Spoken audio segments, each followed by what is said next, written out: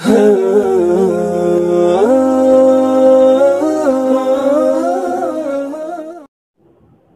اللہ الرحمن الرحیم الحمد للہ رب العالمین والصلاة والسلام علی اشرف الانبیاء والمرسلین وعلی آلہ وصحابہ اجمعین۔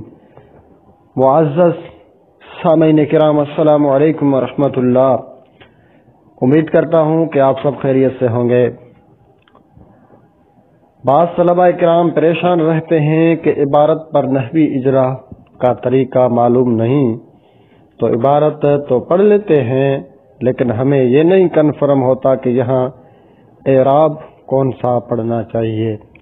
تو اس حوالے سے چند باتیں عرض کرتا ہوں، توجہ سے سنیے، اور آپ خود بھی کوئی عربی عبارت لے کر اس پر سوال قائم کر سکتے ہیں اور سوال کے جوابات خود ہی تلاش بھی کر سکتے ہیں۔ چھوٹی سی عربی عبارت ہے، ان اللہ علی کل شیء قدیر، بے شک اللہ ہر چیز پر قادر ہے۔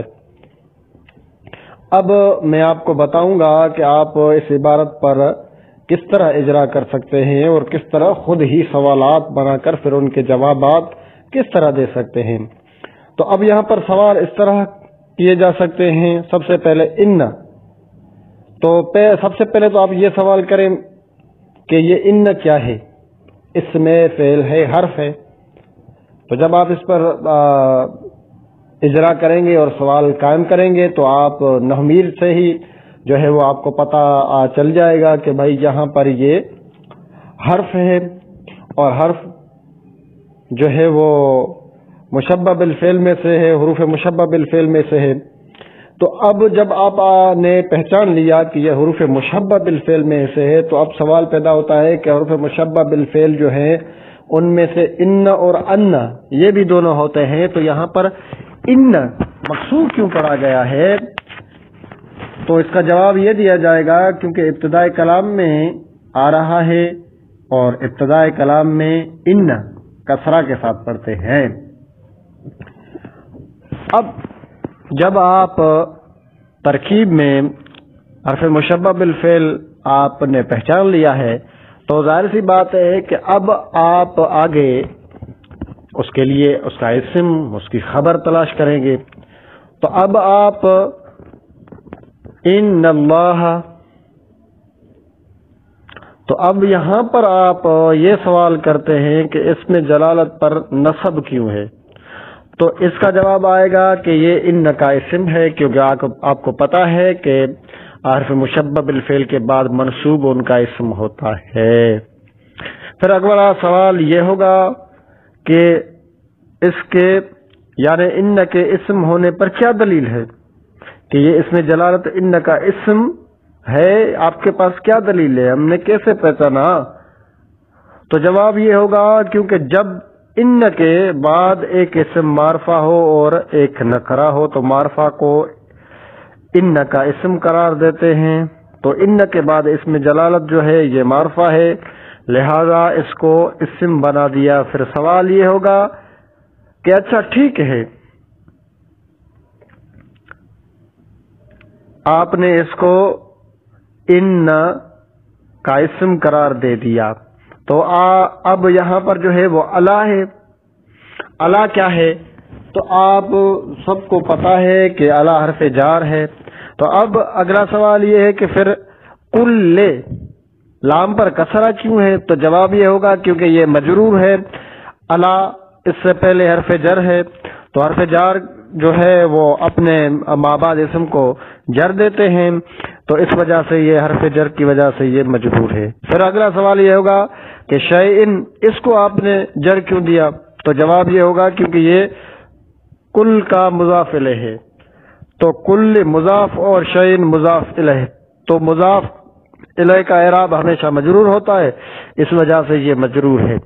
پھر آپ آگے سوال یہ کر رہے کہ بھائی آپ کے پاس کیا دلیل ہے کہ یہ شیئن جو ہے وہ مضاف الیہ ہے؟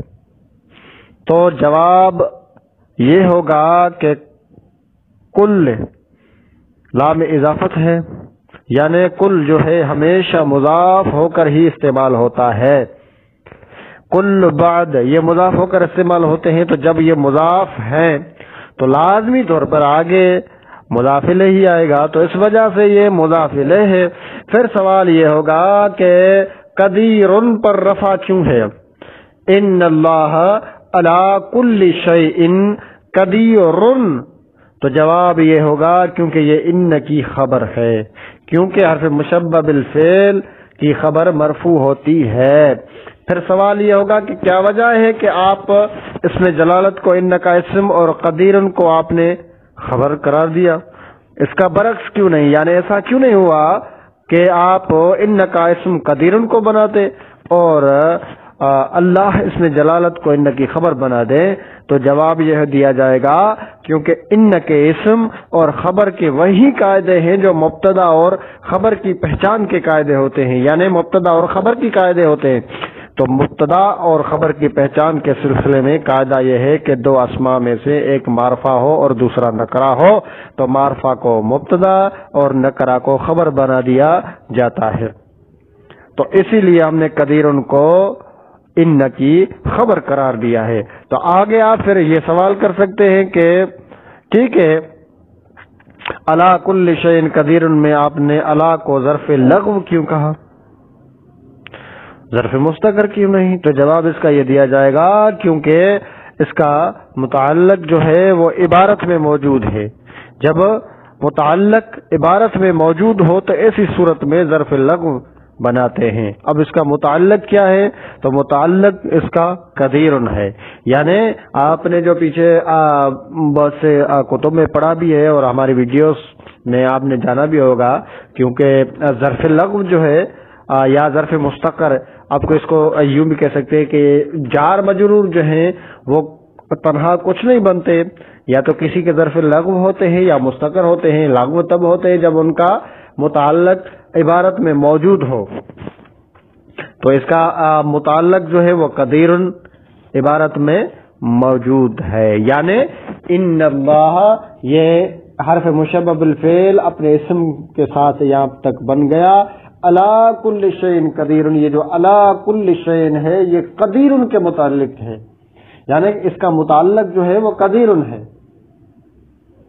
تو اس کا ترجمہ اور اس کی بالکل ترکیب بھی ہو گئی کہ ان حرف مشبہ بالفعل لفظ اللہ اس کا اسم، اور الا حرف جار، کل مضاف، شیء مضاف الیہ، شیء مضاف الیہ اور مضاف الیہ مل کر الا کا حرف جار، الا کا مجرور، الا حرف جار اپنے مجرور سے مل کر اب یہ قدیر کا، کیونکہ قدیر خبر ہے ان حرف مشبہ بالفعل کی، تو یہ قدیر کا ظرف لغو ہے.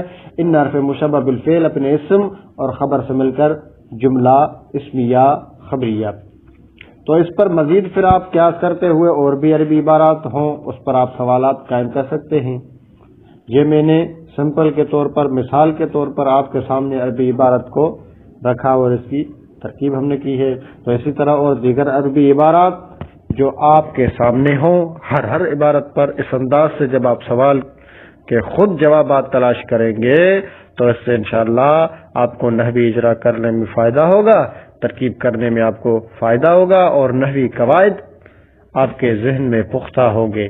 اللہ تعالیٰ مجھے اور آپ کو عمل کی توفیق عطا فرمائے. وما علینا الا البلاغ المبین. دوسرے ویڈیو تک ہمیں اجازت دیجیے گا. اللہ نگہبان.